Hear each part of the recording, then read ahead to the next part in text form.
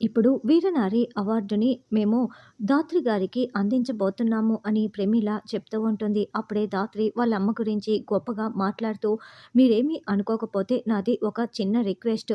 ఈ అవార్డుని నేను మా నాన్నగారితో కలిపి తీసుకోవాలనుకుంటున్నాను అని ధాత్రి అడగటంతో, అలాగేనండి తప్పకుండా అని ప్రమీల చెప్తోంది. రండి మామయ్య గారు అని కేదార్ పిలుస్తూ ఉంటే, ఎందుకమ్మా అని భరద్వాజ అంటాడు. లేదు నాన్న రండి అని ధాత్రి పిలుస్తూ ఉంటుంది. అలాగేనని భరద్వాజ, ధాత్రి ఇద్దరు ఆ అవార్డుని అందుకోబోతూ ఉంటే, ఆగండి అంటూ తాయారు అరుస్తూ అక్కడికి వస్తుంది. చూడు తాయారు, నిన్నెవరూ ఇక్కడికి రమ్మని పిలవలేదు. మర్యాదగా ఇక్కడి నుంచి వెళ్ళిపో అని కేదార్ అరుస్తూ ఉంటే, తాయారుని ఎందుకు వెళ్ళిపోమని చెప్తున్నారు అని నిషి, వైజయంతి అడ్డుపడుతూ ఉంటారు. చూడు తాయారు, మీరు బొట్టు పెట్టి నన్ను పేరంటానికి పిలవలేదు. మీరు వెళ్ళిపోమ్మనగానే వెళ్ళిపోవటానికి. ఇక్కడ నేను కుట్ర బయట పెట్టడం కోసమే వచ్చాను అని తాయారు అంటుంది. ఎందుకు నిష్క, మీరెందుకు అడ్డుపడుతున్నారు అని కౌశికి నిలదీస్తూ ఉంటుంది. తాయారు ఏదో చెప్పటానికి వచ్చింది కదా, మేము కూడా జగదాత్రి వాళ్ళమ్మ హంతకురాలు, క్రూరురాలు అని నమ్ముతున్నాము. అందుకే తాయారుకు మాట్లాడడానికి అవకాశం ఇవ్వండి అని నిషి అంటుంది. చూడు తాయారు, మా అమ్మ ఏ తప్పు చేయలేదు. నువ్వు చేసిన తప్పులన్నీ కూడా సాక్ష్యాలతో సహా ఉన్నాయి. కోర్టు ఏదో బెయిల్ ఇచ్చింది కాబట్టి నువ్వు బయట ఇలా స్వేచ్ఛగా తిరగగలుగుతున్నావు. మర్యాదగా ఇక్కడి నుంచి వెళ్ళావా సరే, లేకపోతే మా అమ్మ గురించి ఏదైనా తప్పుగా మాట్లాడితే నేను చూస్తూ ఊరుకోను అని ధాత్రి అంటుంది. ఏంటే ఎక్స్ట్రాలు మాట్లాడుతున్నావు, మీ అమ్మ తప్పు చేసింది, ఆవిడ నిరూపిస్తానని చెప్తుంది కదా అని నిషి అంటే, అవునని వైజయంతి అంటుంది. మీరెలా ఇలా మాట్లాడగలుగుతున్నారు అని కౌశికి అంటున్నా కూడా ఆవిడ ఆధారాలు చూపిస్తుంది అని నిషి, వైజయంతి చెప్తారు. అసలు నీ దగ్గర ఏం ఆధారాలు ఉన్నాయి? మా అమ్మ తప్పు చేసిందని నీ దగ్గర ఎటువంటి ఆధారాలు లేవు. కాబట్టి ఇక్కడి నుంచి వెళ్తే బాగుంటుంది. ముందు మీరు అవార్డు ప్రదానం చేయండి అని ధాత్రి అంటుంది. అవును తయారు గారు, వెళ్ళిపోండి అని అవార్డు ప్రదానం మళ్ళీ చేయబోతూ ఉంటే, నేను ఆధారాలు చూపిస్తే అని తయారు అనడంతో అందరూ షాకింగ్గా చూస్తూ ఉంటారు. ఏంటి ఆధారాలు చూపిస్తావా అని ధాత్రి షాకింగ్గా అడుగుతూ ఉంటుంది. అవును చూపిస్తానని చెప్తున్నాను అంటూ నాగరాజు అని పిలవగానే ఒకతను అక్కడికి వస్తాడు. ఇతనెవరో మీకు తెలుసా అని తాయారు అందరినీ అడుగుతూ ఉంటే, భరద్వాజ చాలా షాకింగ్గా చూస్తూ ఉంటాడు. ఇతను అప్పట్లో మినిస్టర్ నడుపుతున్న ఫ్యాక్టరీలో పనిచేస్తున్న యూనియన్ లీడర్. ఇతని పేరు నాగరాజు, నాకు తెలుసు అని భరద్వాజ చెప్తాడు. ఏంటి, ఇతన్ని చూడగానే 25 ఏళ్ల సంఘటన మొత్తం కళ్ళ ముందు మెదులుతూ ఉందా? అయితే నీకు అక్కడ ఆ రోజు ఏం జరిగిందో కూడా బాగా తెలిసి ఉంటుంది కదా. ఆ రోజు అక్కడ ఏం జరిగిందో నువ్వే నీ నోటితో చెప్పు భరద్వాజ అని తయారు అనడంతో, అప్పట్లో మినిస్టర్ ఒక ఫ్యాక్టరీని నడుపుతున్నారు. అయితే ఆ ఫ్యాక్టరీలో అగ్ని ప్రమాదం జరిగి 10 మంది ప్రాణాలు కోల్పోయారు. ఒక 20, 30 మంది అయితే మంటల్లో కాలిపోయి కాళ్ళు చేతులు కోల్పోయారు. అప్పుడు ఈ నాగరాజే అక్కడ యూనియన్ లీడర్గా పనిచేస్తూ ఉండేవారు. అయితే ఆ కేసుని మీ అమ్మకి అప్పచెప్పారు. మీ అమ్మ ఎంక్వైరీ చేసింది. అయితే అప్పటికే ఆ ఫ్యాక్టరీ నష్టాల్లో నడుస్తోందని, ఇన్సూరెన్స్ డబ్బుల కోసమే ఆ అగ్ని ప్రమాదం మినిస్టర్ కావాలనే సృష్టించాడని తెలిసింది. చాలామంది జీవితాలు నాశనమైపోయాయి. కావ్య ఇన్వెస్టిగేషన్‌లో ఇదే నిజం అని నాతో కూడా అప్పట్లో చెప్పింది అని భరద్వాజ చెప్తుంటే, అయితే తర్వాత సంగతి నేను చెప్తాను. కానీ ఈ యూనియన్ లీడర్ అందరూ కూడా కావ్యని నమ్మి సాక్ష్యాధారాలు అన్నింటినీ కూడా కావ్య చేతికి అందచేశారు. కాకపోతే కావ్య కోర్టుకు వెళ్ళిన తర్వాత ఆ సాక్ష్యాల్ని మినిస్టర్‌కి అమ్మేసి మినిస్టర్‌కి ఇన్సూరెన్స్ డబ్బులు వచ్చేలా చేసింది.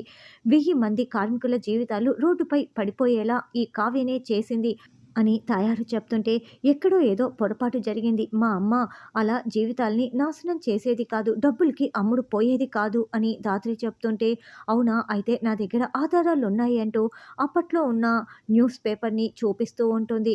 అందులో 1000 జీవితాలు రోడ్డుపాలు అయిపోయాయి. కావ్య ఖద్దర్‌కి లొంగిపోయి సాక్ష్యాలన్నింటినీ కూడా మినిస్టర్‌కి అమ్మేసింది. కావ్య వల్ల 1000 కుటుంబాలు రోడ్డుపాలైపోయాయి అన్న న్యూస్ పేపర్‌ని తాయారు చూపిస్తూ ఉంటే, అవునత్తయ్య ఇందులో అదే రాసి ఉంది అని నిషి కూడా అందరికీ చూపిస్తూ ఉంటుంది. లేదు ఇదంతా అబద్ధం, ఎక్కడో ఏదో పొరపాటు జరిగింది, మా అమ్మ అలాంటిది కాదు అని ధాత్రి చెప్తుంటే, ఏంటే న్యూస్ పేపర్ ఆధారాలు చూపించినా నువ్వు ఇంకా మీ అమ్మని వెనకేసుకు వస్తున్నావు. మీ అమ్మ హంతకురాలు, క్రూరురాలు అని నేను చెప్తున్న ఈ తాయారు ఆధారాలు కూడా చూపిస్తోంది. ఇదే నిజం అని నిషి అరుస్తూ, కాబట్టి అవార్డు ప్రదానం ఇవ్వటానికి వీల్లేదు అని తాయారు నిషి చెప్తూ ఉంటారు. చూడండి బాబాయ్ గారు, మా అమ్మ అలాంటిది కాదు అని ధాత్రి చెప్తూ ఉంటే, లేదు మీ అమ్మకి మేమే మా చేతులతో సాక్ష్యాలను ఆస్తులన్నింటినీ ఇచ్చాము. ఆ మినిస్టర్‌కి అమ్మేసింది. డబ్బులకి అమ్ముడుపోయింది. అసలు మీ అమ్మ మంచిది కాదు" అంటూ అతని కాలి చెప్పుని విసిరి పడేస్తాడు. ధాత్రి పైకి విసిరి పడేస్తూ ఉంటే ధాత్రి దానిని వాళ్ళమ్మ ఫోటో దగ్గరికి వెళ్ళకుండా చెప్పుని క్యాచ్ పట్టుకుంటుంది. "ఏంటండి ఎప్పుడో ఏదో జరిగితే ఇప్పుడు మనుషుల ప్రాణాలు తీసేస్తారా?" అని సుధాకర్ నిలదీస్తూ ఉంటాడు. "ఎక్కడో ఏదో తప్పు జరిగి ఉంటుంది. మా అమ్మ తప్పైతే జరిగిందే కానీ అక్కడ మా అమ్మ తప్పు చేసి ఉండదు" అని ధాత్రి చెప్తూ ఉంటే, "చూడమ్మా, ఆ రోజు మినిస్టరే తప్పు చేశాడని కావ్య నాతో అయితే చెప్పింది. తర్వాత కోర్ట్‌లో ఏం జరిగిందో నాకైతే తెలీదు. వీళ్ళకైతే అన్యాయం అయితే జరిగింది" అని భరద్వాజ చెప్తాడు. "చూడండి, ఇలాంటి వాళ్ళకి మీరు అవార్డు ఇవ్వదలుచుకుంటే మీ ఇష్టం" అని తాయారు అంటే, "వీరనారి అవార్డు అనేది చాలా గొప్పది జగదాత్రి గారు. సారీ, మేము ఇవ్వలేమంటూ ప్రమీల వాళ్ళు అవార్డు పట్టుకొని వెళ్ళిపోతారు. దాంతో ధాత్రి ఏడుస్తూ ఉంటుంది. "చూడండి, అలాంటి దాని పేరు ఆశ్రమానికి పెడతారా?" అని నిషి చెప్పడంతో, "చూడండి జగదాత్రి గారు, అమ్మ మీద మీకు ప్రేమ ఉండొచ్చు. కానీ ఇలా ఆశ్రమానికి మీ అమ్మ పేరైతే మేము పెట్టదలుచుకోలేదు. పదండి పిల్లలు" అని పిల్లల్ని తీసుకొని ఆవిడ వెళ్ళిపోతుంది. "చూడు జగదాత్రి, ఫంక్షన్ జరగదని నేను ఎంత చెప్పినా మీ అమ్మ గొప్పది అది ఇది అంటూ ఇంతవరకు తీసుకువచ్చావు. ఇప్పుడు బాగా జరిగింది కదా, వస్తానంటూ తయారు వెళ్తుంది. "అబ్బో! హంతకురాలు కూతురు" అని నిషి, వైజయంతి మళ్ళీ పొడుస్తూ మాటలు అంటూ ఉంటే, "వాళ్ళే ఇష్టం వచ్చినట్లు మాట్లాడి వెళ్లారు. అసలు నిజానిజాలు తెలుసుకోకుండా మీరు అలా మాట్లాడకండి" అని కౌశికి వార్నింగ్ ఇస్తుంది. ధాత్రి, "పద" అని కేదార్ బాధపడుతూ పిలుస్తూ ఉంటే ధాత్రి ఇక చాలా బాధపడుతూ వెళ్తూ ఉంటుంది. "ఈ మీననేంటి శ్రీవల్లి కోసం ఇంకా రాలేదు" అని వైజయంతి అనుకుంటూ ఉంటుంది. ఇక ధాత్రి వాళ్ళందరూ కారు ఎక్కుతూ ఉంటే అప్పుడే మీనన్ కారులో అక్కడికి వచ్చి శ్రీవల్లిని కిడ్నాప్ చేసి తీసుకువెళ్ళిపోతారు. మీనన్ మనుషులే కిడ్నాప్ చేశారేమో అని ధాత్రి, కేదార్ అనుకుంటూ ఉంటారు. "నేను కమిషనర్‌కి వెళ్ళి కంప్లెయింట్ ఇచ్చి శ్రీవల్లిని కాపాడి తీసుకువస్తాను" అని కౌశికి వెళ్తుంది. "మేం కూడా వెళ్తున్నాము, చిన్న పని ఉంది" అని ధాత్రి, కేదార్ వెళ్తూ ఉంటే, "ఆగండి, మీరు మాతో పాటు ఇంటికి వచ్చేసేయండి" అని నిషి, వైజయంతి అడ్డుపడుతూ ఉంటారు. "సరే, మీరు ముందు వెళ్ళండి, మేము వెనకాల వస్తాము" అని ధాత్రి ఇక వెంటనే కేదార్‌తో కలిపి జేడీ-కేడీగా డ్రెసెస్ వేసుకొని కారులో వెళ్తూ ఉంటారు. "ఖచ్చితంగా ఇది మీనన్ పనే" అని రమ్యకి ఫోన్ చేసి, "ఇందాక కారులో ఎవరెవరున్నారో మొత్తం మాకు డీటెయిల్స్ చెప్పు" అని చెప్పడంతో, "రామస్వామి అండ్ టీమ్ ఉన్నారు" అని రమ్య చెప్తుంది.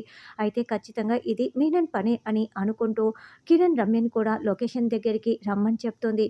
ఇప్పుడు శ్రీవల్లిని ఖచ్చితంగా మీననే కిడ్నాప్ చేశారు. ఎందుకంటే శ్రీవల్లి ఎవరో అమ్మాయి కిడ్నాప్ అవుతూ ఉంటే చూసింది కదా, అందుకే.